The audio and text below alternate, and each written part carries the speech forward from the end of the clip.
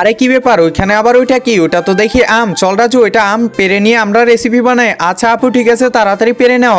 এই তো আমটা পেরে নিলাম। এখন রাজু তাড়াতাড়ি চল, আমরা বাসায় যাই এটা দিয়ে রেসিপি বানাবো। হ্যাঁ আপু ঠিক আছে, তাড়াতাড়ি শুরু করো। প্রথমে আমটাকে কুচি কুচি করে কাটতে লাগবে। এই তো আমটাকে একটু একটু করে কেটে দিলাম। আরে আপু এটা তো খুবই টক। হ্যাঁ দাঁড়া, এখন রেডি করি। এরপর এই যে সাদা কাপড়টা এখানে দিয়ে দিব, তার উপরে আমটা রেখে এর উপরে মরিচের গুঁড়ো ভালো করে দিয়ে দিব। এরপরে দিয়ে দিব লবণ। এই তো লবণ দিয়েও দেওয়া হয়ে গেল।